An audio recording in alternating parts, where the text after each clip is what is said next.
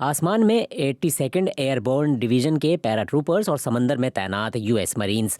अब आगे ज़मीनी सैन्य कार्रवाई की तैयारी है।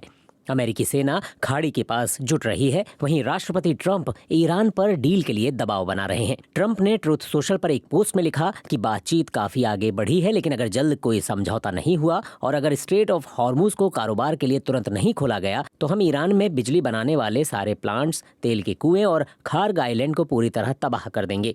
बेहद अहम स्ट्रेट ऑफ हॉर्मुज पर फिलहाल ईरान का कंट्रोल है, लेकिन ज़मीनी कार्रवाई के लिए अमेरिका की नज़र उसके खार्ग आइलैंड पर हो सकती है।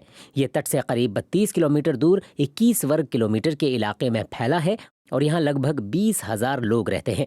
ईरान का करीब 90% ऑयल खार्ग द्वीप के जरिए ही एक्सपोर्ट होता है, लेकिन ईरान के पास खाड़ी में और भी आइलैंड हैं जो अमेरिकी घुसपैठ के निशाने पर हो सकते हैं, जैसे लारक, कैशम, अबू मूसा और ग्रेटर और लेसर तुम्ब। ईरान ने कहा है कि अगर घुसपैठ होती है तो अमेरिकी सैनिकों पर कहर बरपेगा। जंग को 1 महीना हो चुका है, लेकिन ईरान के पास अब भी ऐसे इतने ड्रोन और मिसाइल हैं कि वो इस बात पर अमल कर सकता है। जब आप सैनिकों को ईरानी तट या उसके इलाके के करीब उतारते हैं तो नुकसान पहुंचने का खतरा बढ़ जाएगा। हम कुछ ऐसे मोड़ पर हैं जहां अमेरिका को कुछ हद तक नुकसान झेलने के लिए तैयार रहना होगा ताकि इस जंग को अंजाम तक पहुंचाया जा सके। हाँ, अमेरिका के लिए सबसे डरावनी स्थिति ये होगी कि लड़ाई मुश्किल हो, शायद वो जीत भी जाए, लेकिन आखिर में इसका कोई रणनीतिक फ़ायदा नहीं है और तब लोग सवाल करने लगेंगे कि ये सब आखिर किस लिए था।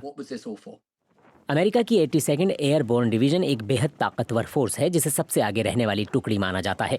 अगर इन्हें ईरान में इस्तेमाल किया गया तो इन्हें रात में ग्राउंड पर उतारा जा सकता है, लेकिन ज़मीन पर उनके इंतजार में होंगी एंटी पर्सनल माइंस और शायद ड्रोन का झुंड। इस बीच ईरान बुरी तरह प्रभावित हो रहा है। सिर्फ सरकार और रिवोल्यूशनरी गार्ड्स ही नहीं बल्कि आम लोग भी। ईरान के अंदर से आई ये तस्वीरें जो BBC फारसी के हमारे सहयोगियों को मिली, दोनों पक्षों को लेकर लोगों की नाराजगी दिखाती हैं। ना तो अमेरिका पीछे हट रहा है और ना ही सरकार। इन लोगों के पास खोने के लिए कुछ भी नहीं है। इन्हें ईरान से कोई मतलब नहीं है।